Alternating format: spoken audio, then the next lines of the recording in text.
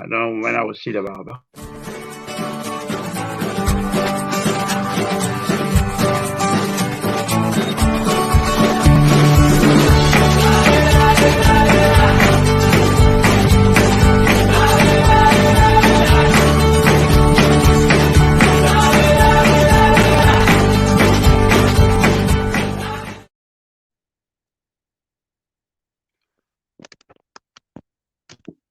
Hello, comrades, hello, brothers and sisters. You are on Diaspora Mobile TV. I am Luis Kinshasa, the African Socialist Secretary General, and I have with me Tafari Mugeri, the Director of African Socialist International from South Africa. He's in South Africa right now, and I'm talking to you from London. And today is an important program because we're talking of that the African rulers are united with coronavirus against the people. And when we're saying this, we really mean that coronavirus is not the first disease, it's not the first virus to attack Africa, to attack our people in Africa and around the world, in the Caribbean or in the United States or in Europe or in Brazil, wherever African nation is located. It's not the first time. And only thing you have to do is look at the previous diseases, viruses that are in place, that have been attacking us. You will see that the African rulers haven't done anything. African rulers are more concerned about sending our money, our resources. We work so hard, and then the money we make, the wealth we produce, they send it to the IMF, International Monetary Fund. Think about it. Poor Africans, poor workers, poor peasants. Is our job to feed the parasite from IMF? That's not our job. The World Bank. We feed the World Bank, and the African government do that. They take our resources and send it to the World Bank. Club of Paris, Club of London, all these financial institutions, we feed them. The hungry feeding the rich. We can't continue to be like that. And this is happening because the African rulers, the ruling class, the African petit bourgeoisie, the African bureaucrats, the African compradors, that's what they do. They feed them. And we are in this situation because of their policies since the independence, what they have done for Africa, the African ruling class, the African petit bourgeoisie, what they have done. So we're going to talk about this. Myself and our comrade Tafari, as we said, he's the director of African Socialist International, and I'm the Secretary General of African Socialist International. And this is the organization created by Chairman Maricela. He's in Florida, United States. African nation is in prison in the US for the last 500 years or more. And it was created to complete the Black Revolution. And we're here to talk to you to discuss this issue of coronavirus, but in a context of solving all the problems once for all, so African nation can be united and free. So we are not just going to talk to you about coronavirus, but we're going to bring everything together because we need to solve the problem once for all. Because we have coronavirus now, what's next? And before coronavirus, Ebola, and Ebola is still there. AIDS is still there. TB, tuberculosis, all these diseases are still there. So now we're going to live with coronavirus as well. No, enough is enough. So what I'm going to do, basically, I'm just going to explain the conditions right now in Africa, and the director of African International of African Socialist International, Tafari, will also do the same thing, but particularly he will definitely talk more about what's happening in Southern Africa. So What we need to say is that everyone needs to know Africa and African forests are pharmacies. We have the medicine. We have all these plants that are being plundered by the multinational companies. Because one big issue you're all familiar with now is the race to fund vaccines. That's what's going on everywhere. And Africans need to know that we need to have our own independent institution that provide medicine for us. And the starting point is to use our own resources, to use our own forests, our own plants, so we can develop our own response. We need to have our own laboratories. We don't want to have colonial laboratories where they come and do research and test those results on us, test their vaccines on us. We are not against vaccination, but we have to be in control. That's basically what I'm saying. And also, Africans, the fight against coronavirus, as we've been saying all along, is the fight against colonialism, is the fight against foreign powers, imperialist powers having control over our Africa. We don't want to have that. We are in this situation. We're fearing the worst because most of our doctors are not even in Africa. They're in Europe, they're in America, they are in Canada, and they are in those places. And remember, for years, the African rulers, they have been privatizing our healthcare, hospitals privatized. Today, in most countries in Africa, if you don't have money, they will not treat you. Can you see, Bill? Can you see that? Money first, profit first, instead of treating the people who needs healthcare. No, everything is based on money. If they can't make money out of you, you will not be treated. And if they treat you, I know in many places in Africa they will lock you up until your family find some money to pay for you to be released. Otherwise, you will be stayed at home. We want to fight coronavirus, but the government has not provided us with soap or water. Can you just imagine? We heard all these ads all the time that you need to wash your hands all the time. But we have no soap and no water. We're queuing up all day just to have 1 liter or 2 liters of water. We have to walk for miles just to get some water. And that's what we're saying the African rulers are united for the coronavirus because it's their policies that have opened the road not just for coronavirus, but for all the other viruses and bacteria that imperialism has imposed on us. That's really important for us to understand. And most African workers are not paid. And when we are paid, who does not know that in Africa, workers are paid less than $1 a day? In generally speaking, there might be exceptions, but generally speaking, we are paid less than $1 a day, which means the workers don't have the means to, to have the food they need. So malnutrition is rampant. We suffer from all kind of problems because we don't eat well. We don't have enough food because colonialism will not allow us to eat well. Colonialism will not give us the vitamins we need to protect ourselves. We can't boost our bodies because of that. And why? Because of neocolonialism. Because the policies of African rulers are policies against the people. That's what we're saying. The African rulers are united with coronavirus because the policies open the road to imperialism. And imperialism brings what to Africa? Diseases. That's the policies of imperialism.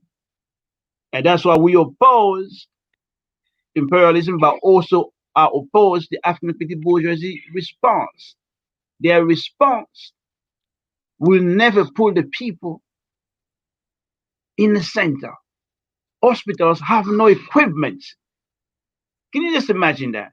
Hospitals in Africa, not only they have no equipment, no medicines, no electricity, all these equipment are needed. Most of the hospitals in Africa don't have it. And when they do have it, it's not enough. And when they have those little amount of equipment, you have to pay. And we don't have the money. And that's what we're talking about. That to fight coronavirus, you have to fight the social system that is there. That social system has to go. This is the time to collectivize all our resources so we can fight the coronavirus with the might of the united Africa. But because of the African ruling class, they divided Africa, they weakened Africa. We can't be united and fight and win. So everything they do is to make us fail, to make us lose. And then the world looks at us as if we can't handle anything. Of course we can. We can win all the battles, provided we begin to understand we have to be united. We need a government of the people, which means it has to be a government of African working class and peasant, not the African petty bourgeoisie. This is very fundamental. In Africa, when it's united, we can win all the battles. Africa is going to be invincible. The African nation, we're going to mobilize all African doctors and nurses from around the world, and then we can win. That's why we have the Black Ink. We're going to talk about later on.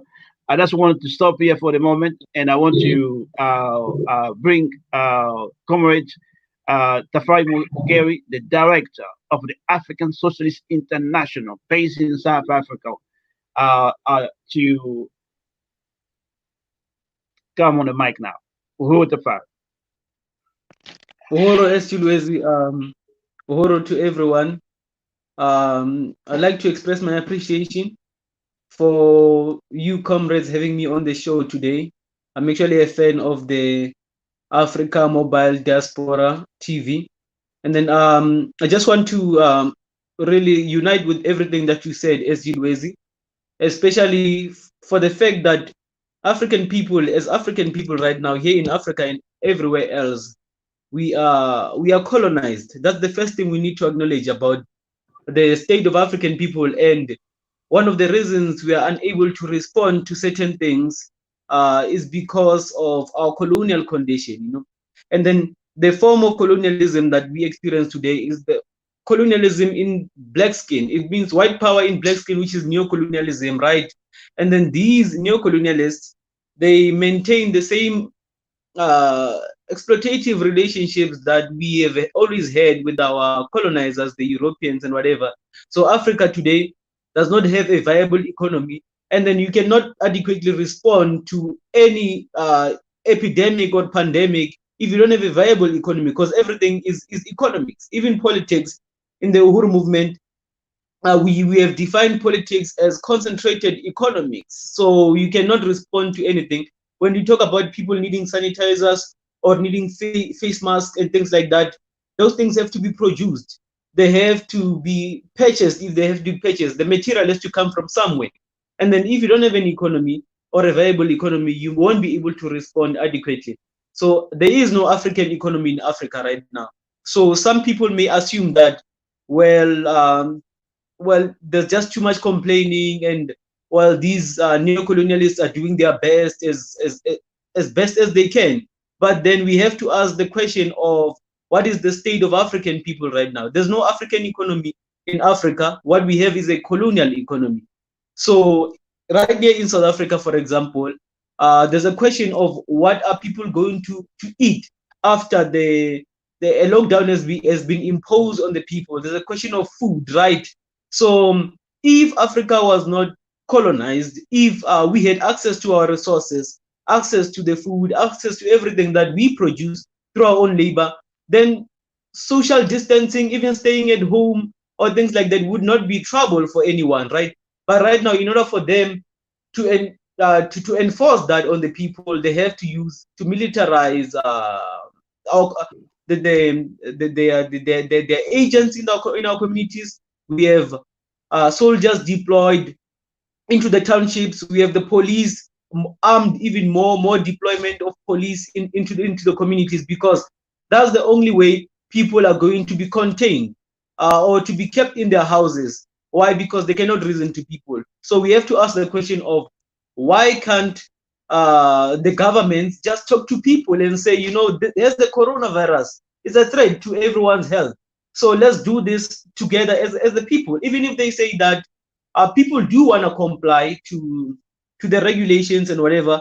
But the colonial condition that we are all trapped into make that even impossible. And then when you see people going out on the streets trying to see how they can survive, because this is how African people survive. We survive through hand to mouth. And then how do you survive if you don't have anything? So they don't want to acknowledge that. So they act as if the people are the ones that just they're disobedient, or maybe they're careless with their health and whatever. And then they use force in order to keep people in the houses or to toe the line. So I just want us to acknowledge, first and foremost, before we even go anywhere, that there is no African economy. There's only, in Africa we have a colonial economy, and the purpose or the function of the colonial economy is to transfer the wealth and resources of Africa to develop Europe and whatever. That's why Africa is in the state that it is in right now. So even the African petty bourgeoisie, the African rulers in Africa, we have to criticize on that first and foremost before we can even talk about some of the crazy things that they are doing. They are doing those crazy things because, like sensible things, they cannot implement any sensible thing with the things that they were unable to resolve all along. Like for example, in South Africa, it's 26 years right now under the ANC, but we have more shanty towns than ever before. You cannot have quarantine in a shanty town. You can't have that. How do you keep people in the house? Like you can't have quarantine when people don't have refrigerators to even keep food or anything like that. People have to go out on a daily basis. So we have to get to them on that first and foremost, for them to acknowledge that, because some people want to make us believe that, or to convince us that let's stop all the criticisms on the government and whatever. And this is the African petty bourgeoisie who say, don't criticize the government. We have this immediate thing to deal with here, which is the coronavirus. But I think the African People's Socialist Party is right on point when you define this thing as the colonial virus, so that we don't assume that the greatest danger confronting African people today is this virus, and not the colonial conditions that we have been living under for the last 600 years, Uhuru. Well, thank you, Director Tafari. I just want to touch on the question of the state. When we look at other places, Cuba and China, all those countries, we see the state playing a different role. The state being mobilized to distribute resources, things like that, resources that people need. We haven't seen the state doing the same thing in Africa. The state in Africa is always armed to the teeth, and shanty towns.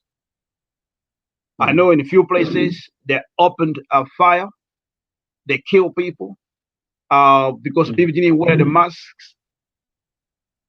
And we know the state in Africa, generally speaking, has no social role. When I say social role, you don't see the state building hospitals. You don't see the state fighting against flood, things like that. You don't see the state being mobilized to provide social services.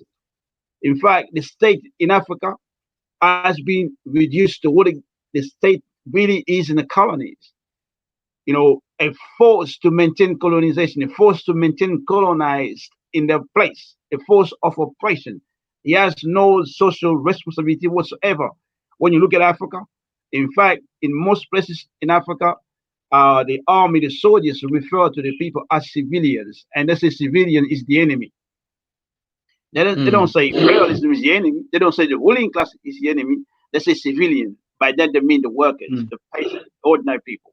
So we have seen The soldiers, we have seen the police in many places in Nigeria, in the Congo, so in South Africa, in Kenya, all those places, opposite fight, killing people. When the people are being told, be careful because coronavirus is there, but then the state itself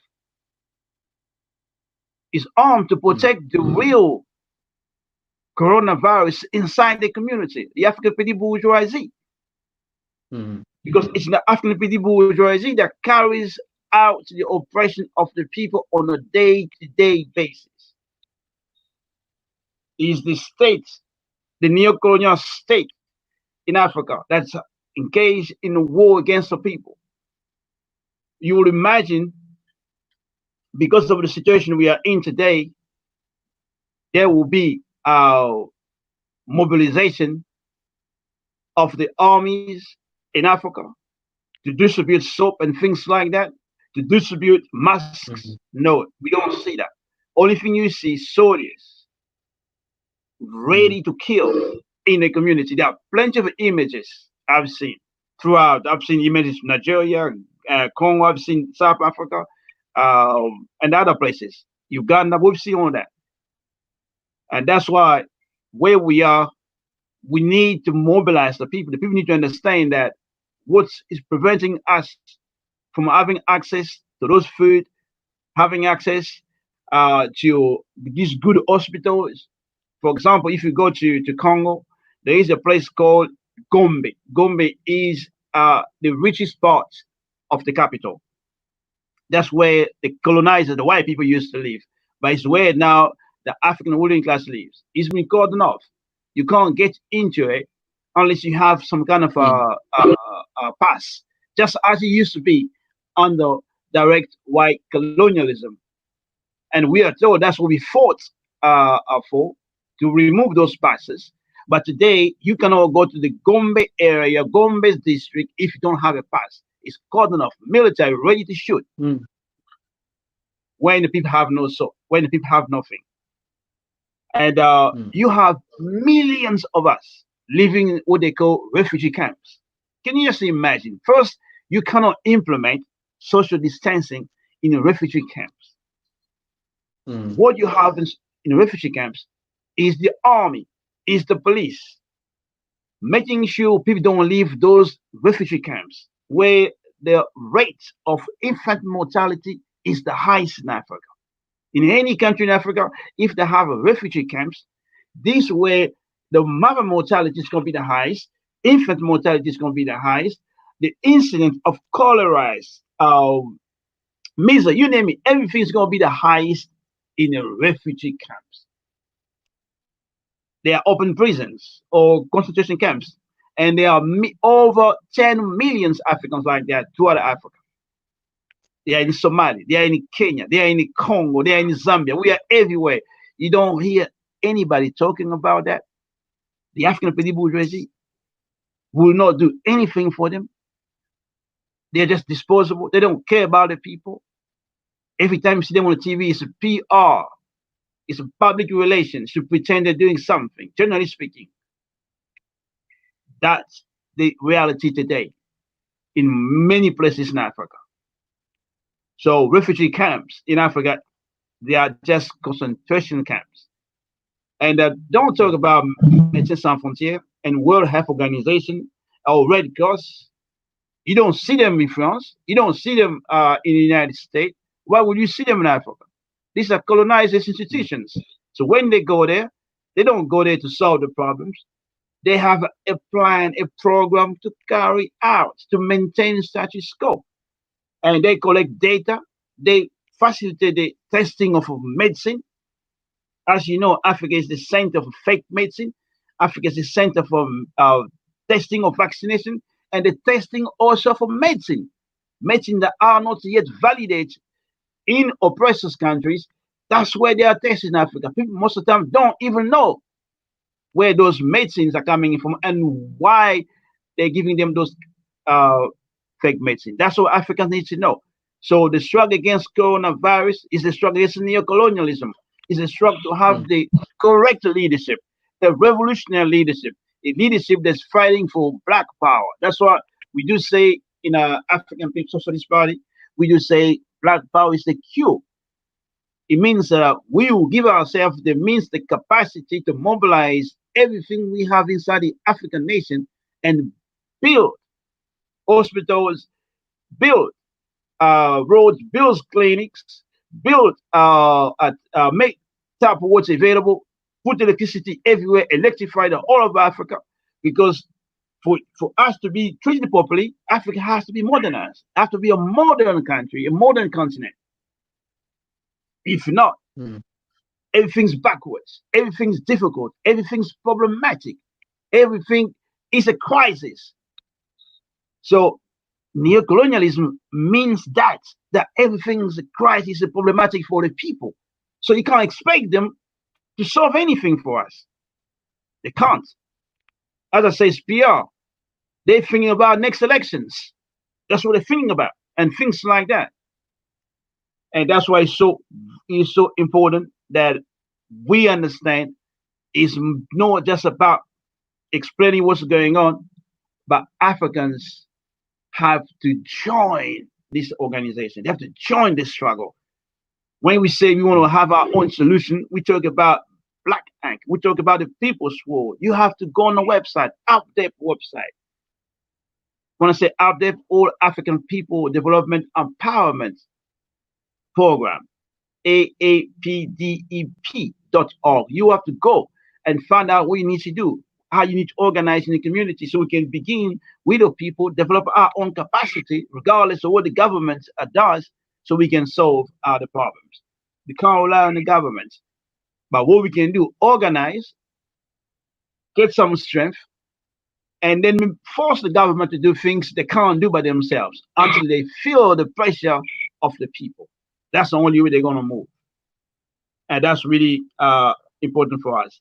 Uh, Director Safari, can you talk about the how the wealth of the settlers in South Africa means that the colonizers don't have to walk for miles to have access. Uh, they don't have electricity problem. Things like they can pile food for weeks, for months, things like that. Can you talk about that? Uhuru. Yes, Yes, sure. actually, I just want to say first that there is a community, an isolated community, self-isolated community in South Africa called Orania. It's for settler Dutch people. They call themselves Africans, Afrikaners or whatever, but they are settler Dutch. And this, I think it was established just after the ANC took office, became the administrators of the colonial state, because still the colonial state anyway. So they have their own community, own currency, and they raise the apartheid flag. When you get into the community, that's what you see. It's right here in South Africa. And they said they want to be independent to preserve their own culture and things like that, and they own land and whatever. So they live comfortably around here. And then this is supposed to mean that, well, these settler Dutch people can look out for themselves and blah, blah, blah. They don't have to depend on the new colonial government and whatever. And then why can't blacks do the same? But the fact of the matter is that these white people, even if they are isolated somewhere, they sit on the pedestal of an economic base that is built on the back of African people. I mean, the wealth that we produce in the mines, in the factories, and everything, these resources that are produced within South Africa are produced by the masses of the people. That's what it is, right? And regardless of where you are as a white person, as a European person, wherever you are, the fact of the matter is that you benefit from that. So even these white people, they're not supposed to get a criticism on anyone. They're supposed to be left by themselves, staying wherever. When you're an African person, you can only go there to work for them. You cannot go there to stay. Not that we want to integrate with them and whatever. I'm just pointing that out to say that there is a a narrative here in South Africa, that Europeans or settlers, white people here, who have over 80% of the land, it's on their hands. 26 years later, since the ANC took power, European people still have our land today. So African people are locked up in shanties, very densely populated, or even densely structured communities. There's no space there. You cannot even build a house. You just build your little shack there, and then someone else builds theirs next to yours. That's the reality in South Africa right now today. But there's plenty of land, but you cannot even go and build anything there because that land, some white person has a title deed, some piece of paper they call a title deed. But when they came to Africa, they did not get the land through title deeds. They killed the people to get the land, to acquire the land. They had to kill people and dispossess us. That's how everything happened. So there cannot even be a comparison in terms of, no, white people are well behaved, they're in their houses obeying the law and whatever, and African people are just careless with their lives and whatever. There's no such a thing. I mean, like, as we African people love ourselves. I actually get annoyed when someone says, no, the reason is because we don't love ourselves. African people need to love their blackness and whatever. We got that. We fine with that. But the fact is that we are placed under these conditions that actually negate life themselves. We have to do some of the most horrible things in order to survive. We have to rob each other in the communities, kill each other, and do all those crazy kind of things just to survive. And even a culture of a colonial culture that is against even ourselves is built within our communities ourselves. So we have to defend the people by all means. That's what we do. We have to defend the people by all means. I just want to also mention places such as Zimbabwe and Malawi and so forth. They are imposing lockdowns there. Malawi has just recently announced its first case of COVID-19. It has just done that, and the first response was lockdown. They say lockdown because that's what they're seeing happening elsewhere, and then they say, no, we want to curb it as soon as possible. Even in Lesotho, that British protectorate in South Africa that they call a country or a monarchy, whatever, they have a lockdown. There's no case of coronavirus there. Why? Because they cannot communicate to the people and say, well, this is what we need to do in order for us to protect ourselves from this thing. So I really unite with what you said, Luezi, in terms of the function of the state in Africa. This is really a colonial state. It has to be armed. No question about that, because if they don't arm, this is actually a class question. So we're not just talking about, humanity is under attack from this external thing called the coronavirus or colonial virus. So the African petty bourgeoisie, the African rulers in Africa, they are really in unity with the coronavirus against the people. That is what is happening, because in South Africa right now, I think in the first few weeks, just after announcing a lockdown, there were more people killed by the police and the military than those killed by the coronavirus. So that is very telling in terms of the situation in South Africa. We saw some pictures of European people, white people, colonizers here, in their big plots, having braais, what do you call braai, barbecue, whatever. They were having those kind of things, relaxed, and having a party in the big plots, and no one is going to bother them there. But when you look on the other side of the divide, in this South Africa, the most so-called most unequal society in the world, or country in the world, you find on the other side, on the colonized side, it's a completely different case. So I really anticipate that there's going to be more deaths, more people dying from both the virus, the biological virus, but also there'll be more people dying from the colonial virus that we've been living with all along. So this is not even an anomaly in Africa. Like the things like for example, tuberculosis is very rampant here in South Africa. Many people suffer from TB, and TB, things that cause TB is respiratory things that affect your respiratory system and whatever, like living in the dust, working in the mines. There are many people who are actually going, taking companies to court for the fact that they have had them in asbestos mines to work in the mines there, and then they got sick. After getting sick, they get retrenched because they cannot work anymore. Like even now, ever since they announced the lockdown, some businesses had to be shut down. And just before they could get shut down, a lot of those companies retrenched a lot of people, saying that no, your job is finished. So they laid off people, or they just say no, the company is closed. So we don't have any employees anymore. So you just go back home, and then you see, because they want to avoid compensating people. But these are companies that have lots and lots of millions and billions in the banks. So there's a lot of money in South Africa right now. Cyril Ramaphosa has just announced that they've just allocated something like 500 billion rands in response to COVID-19 as some kind of stimulus package. And they're saying they're going to give everyone food parcels, food packages, and whatever.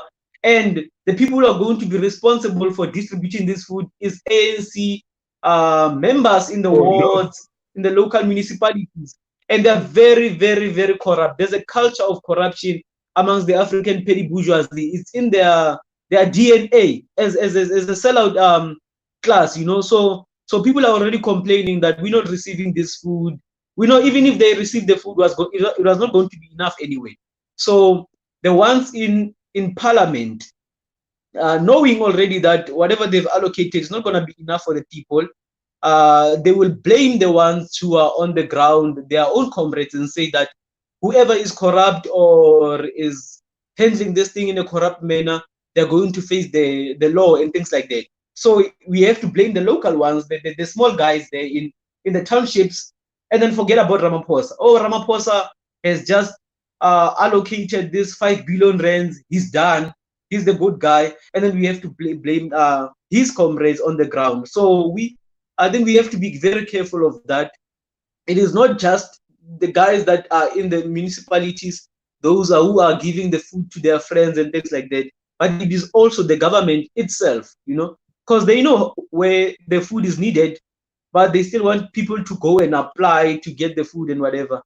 But they know which communities that they've been robbing of their resources and starving. They know which communities are those. Why don't they go house to house and distribute the food? So there's a lot to criticize in terms of how these neo-colonial governments have responded. I just want to bring something as well as Julius. I know you're going to help me on this one. In terms of how the emergence of the coronavirus, what we call the colonial virus, and this is what makes it a colonial virus as well. Apart from the fact that it is engineered and like it's engineered in the laboratories and things like that.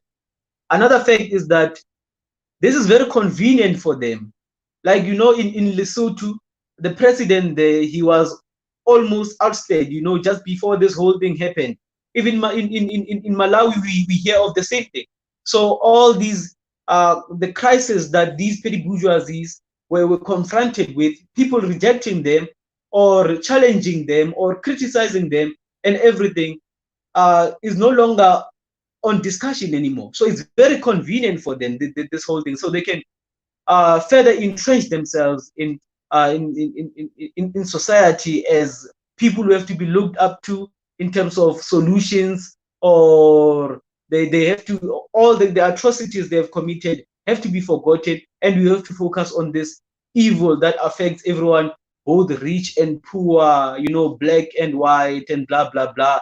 So it's no longer about class anymore. It's no longer about colonizer, colonized. It's just humanity. Humanity must unite. Those who are being exploited, oppressed, and those who are doing the exploitation and the oppression must just forget about everything and now we just have to go on and hold hands against this demon that comes from some other planet and whatever, you know. So I'm sure they've been doing this for a long time, and they'll continue doing it, and it always works nicely for them when they know that they even are responsible for the spread and even the manufacturing of these diseases. Yes, sir. Director at the Tafari. Uh, Basically, we want to just make it clear for people who are following us. You are listening to the discussion. African rulers are united with coronavirus against the people, and you can also find out more if you go to the burningspear.com. You'll find more articles. There are a lot of articles will help you have a really solid view and also what to do, because we don't just want to explain things, but we want you to become active. We want to become a participant, to be part of the solution. And the only way is to join a revolutionary organization, and we provide that to you. So if you go to the burningspear.com, you will find a lot of information there. Also, we want you to know we need to be organized, and we are talking of having a black ink, our own response, our African working class based response. All the resources, all human resources we have in our communities, doctors, nurses, everybody who have resources that we can use to begin to solve the problem ourselves, they can join the Black Ink. And if you go to apdep.org, apdep, AAPDEP.org, you will find the information we're talking about. You can also support AppDep by donating resources. And we want to make clear it's always very important to know what the problem is. You can't go to see a good doctor and the doctor just tell you what's wrong with your body. We're saying the problem is imperialism, the virus that creates all the other viruses. Is white power imperialism. We want Africans to be clear on that. And the African petit bourgeoisie in power, we call them the African bureaucrats and compradors of the African petit bourgeoisie. They are the ruling class. They have sided. They are on the same side as the Mm. virus, not just coronavirus, but the bigger one, which is the white power imperialism. They are united with that virus. And why they're sending soldiers armed to the teeth against poor people when they know you need medicine, when they know you need good food, when they know you need water, why they're sending soldiers with live ammunition, because they want to maintain the status quo. They know all along that it's not a health question for them. It's a political question. They know it. It's a political question for them. It's war politics. They have to implement what policies they have to apply on the ground so that things don't change, so the masses don't rebel, so the masses don't turn the anger against them. That's why they send the soldiers to make sure we don't move. We are intimidated. We are pushed against the wall. That's what we need to turn our anger into organization so we can fight together Mm. with clear programs. Because we already know that the NC leaders, the Museveni, all these leaders, the Kagame, all these leaders will not change.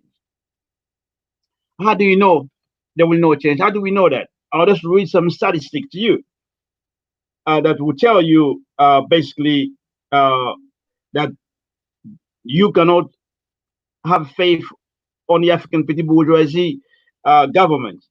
You have to put your faith in a new movement, the type of movement we're trying to build. So I have some statistics. Just give me a couple of seconds. Yeah, I am. So this is from a Belgian newspaper, the New York Times. Estimated number of ventilators as of April 17.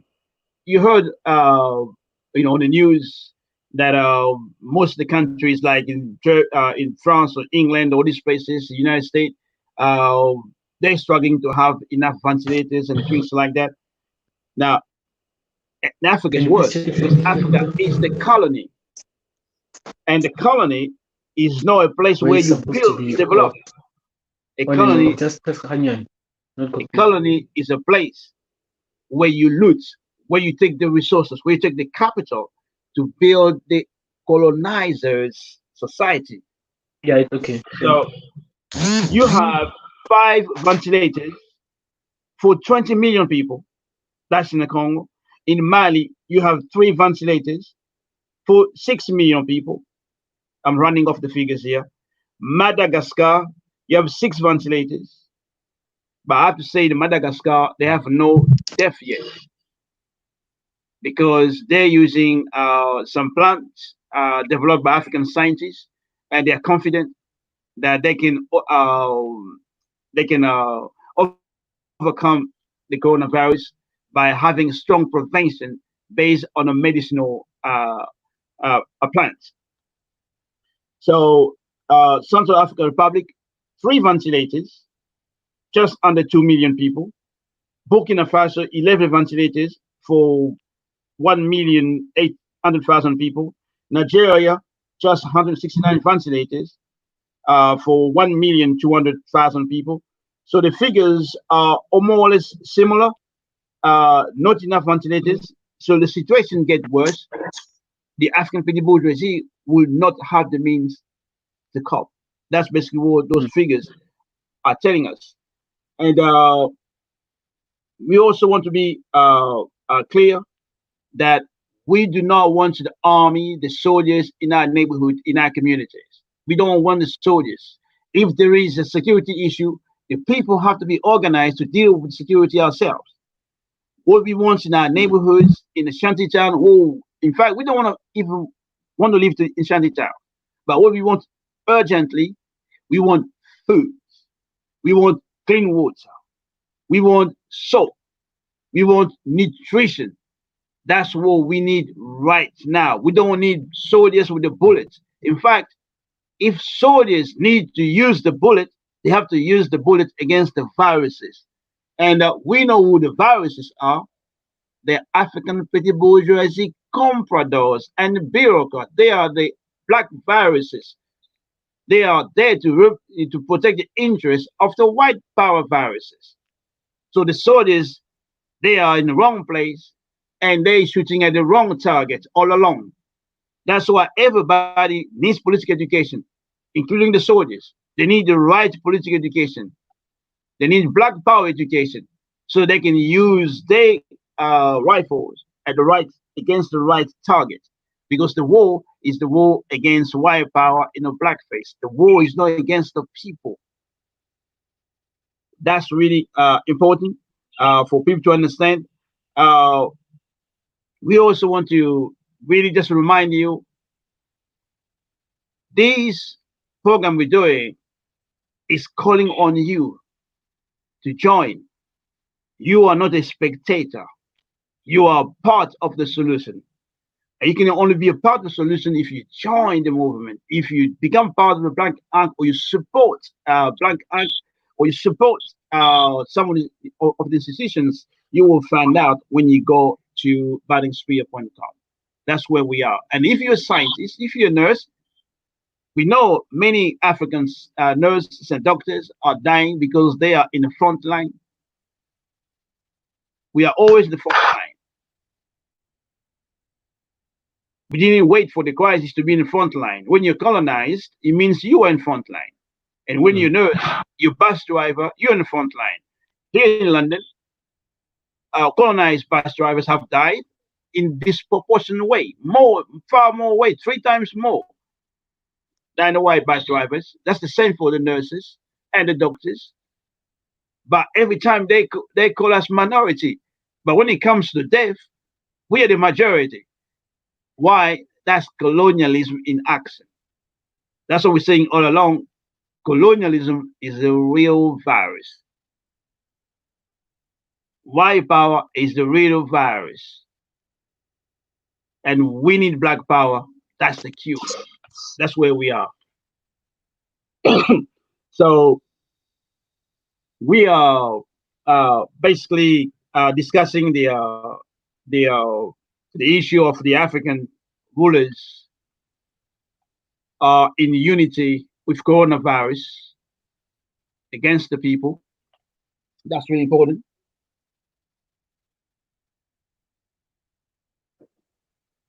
We cannot we cannot deal with the coronavirus in isolation from the world system we are in. You can see for yourself that coronavirus affects black people more anywhere we are. It's not just coronavirus. Everything from imperialism, from colonialism affects us more. Diabetes affects us more. Strokes affects us more. Malaria affects us more. We are more in prisons everywhere we are than any other people. So that's why we're telling you colonialism is a real virus that we need to deal with in the process of dealing with coronavirus. That colonialism has to go. And Africans, to be able to defeat all the viruses once for all, Africa has to be united. Borders have to come down. The African petty bourgeoisie has to go. Healthcare has to be in the hands of the workers. If you want the healthcare to be for the workers, then it has to be in the hands of the workers. If you want everybody to have food, then the production of food and distribution of food must be in the hands of workers. If you want a good education for everybody, then education has to be for the people and in the hands of the people, which means in the hands of the workers. If you want a peace in Africa, then the workers have to be in power because the workers don't need wars against anybody. The workers want to build the world without parasites, without viruses, without profiteers, without sellouts of national petty bourgeoisie and things like that. If you want to build a new world, without Medecin Sans Frontiere, without Red Cross, because they all need Africa to be sick, to be in all kind of diseases, so they can be in the business. So to stop that, you go join the African People's Socialist Party. You're going to go to apsp.org and join this journey to build a new world. So I would like to ask the director of African Social International, uh, Tafari, if we can, in closing, say what you're calling people to do right now where you are in South Africa. Thank you, comrade. I just want to firstly state that uh, everything that we are seeing right now in Africa, the way the new colonialists are responding these are just the results of the defeat of the African Revolution. Uh, that is the worldwide scope. That was on a worldwide scope in the 1960s, and it was defeated, and thus we have the African charlatans in power and not the people in power. And so we need an African response, not a South African response or a Malawian response, because the more we do that, the more we are forced to unite with these despotic governments, and we have to unite with them if we have a Malawian response or a Ghanaian response. But if you have an African response, then you are forced to negate all these people, and then you can respond as a colonized people, as this powerful, because African people are powerful as long as we recognize ourselves, who we are, and our distribution across the world as a consequence of colonialism itself. So I just wanted to say that we need an African response. And for that reason, that is why even here in South Africa, we are the African People's Socialist Party, Occupy Tanzania. And as much as we have the African People's Socialist Party Bahamas or African People's Socialist Party USA, we are the APSP Occupy Tanzania, and we have taken up the People's War campaign, and that is our response to the colonial virus here in South Africa. So this helps us a lot to know, okay, Like, for example, the question of food. The question of food is not a a question of charity, of whether you're going to have kind people who are willing to donate for food, or you're going to have evil people who just want to eat alone. It's a question of why can't African people have access to food, you know?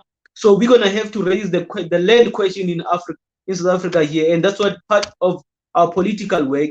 We don't want to neglect everything else and just focus on this biological virus. So we're raising the struggle of land. We want our land now, even during the pandemic, because we need it the most right now, you know. So we're raising that, and in order for us to build that kind of culture of self-reliance, most African people, it's our colonizers that feed us. We say that all African people, wherever we are in our little plots that we have been pushed to, we should have our own home-based gardens or community gardens. Let's do something to produce food for ourselves in whatever scope that we are able to, you know, because that's where we have to be heading towards. We have to fight for the land here in occupied Tanzania. So the virus has not spread as much as it has been anticipated to, like so far, that it would spread into the townships and whatever. But it's already there in the townships and whatever. So we want to encourage a mass production of masks.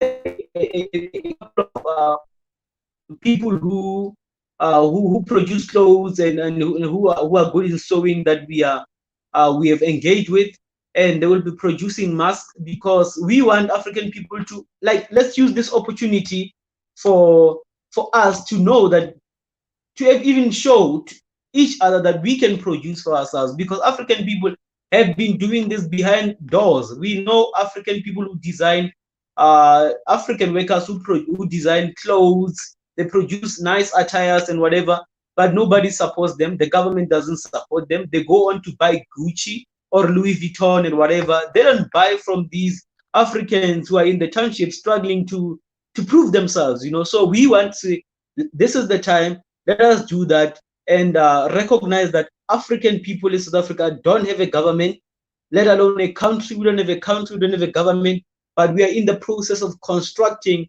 a unified, liberated, socialist Africa under the leadership of the African working class through its advanced detachment, the African People's Socialist Party. So the campaign is the People's War. We want to call on all African people everywhere to take this up, the People's War.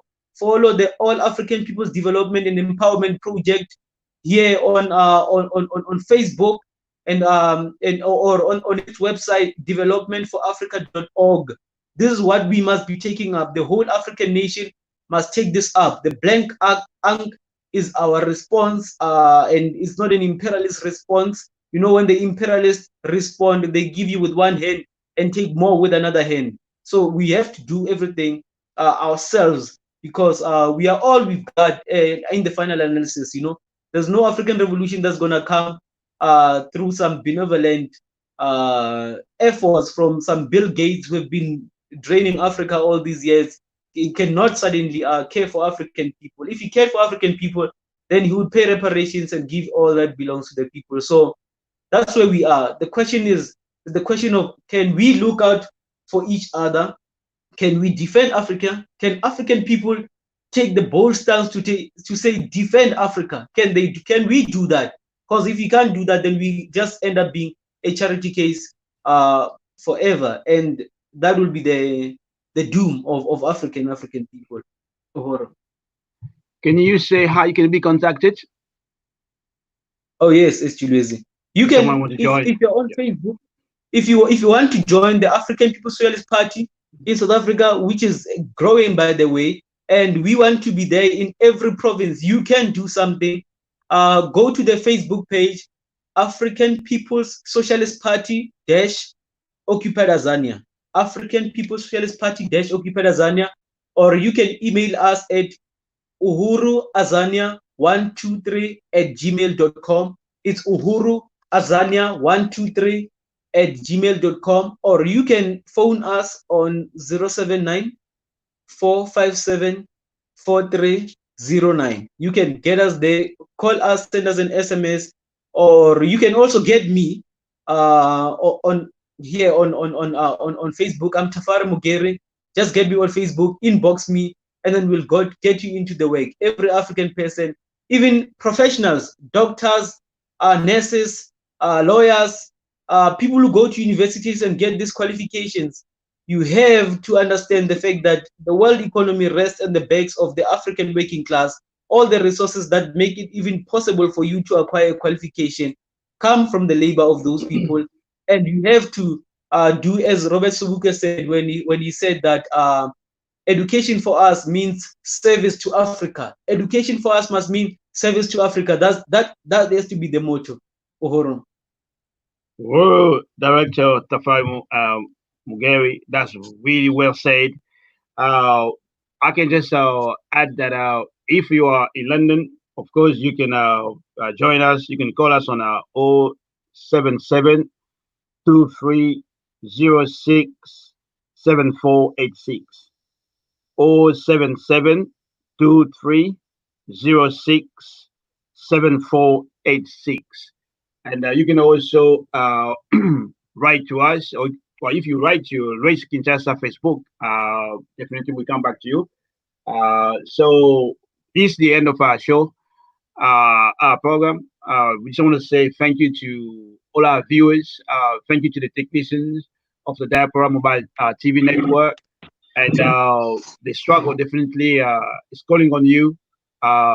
Please make sure you go on the website or call these numbers we're giving you, depending where you are, so that you can be part of the solution. Remember what we said all along? The cure is black power. We need to have power over our lives. We need to have power so we can unite Africa, so we can build our own economy, our own healthcare, free from viruses, free from foreign looters, free from poverty, free from wars. But this is only possible if you make the first step. You begin to support the movement or join the movement by going to those website right to you or calling those numbers so we can build a powerful movement that will change the world. So thank you so much, Director Tafari Mugeri.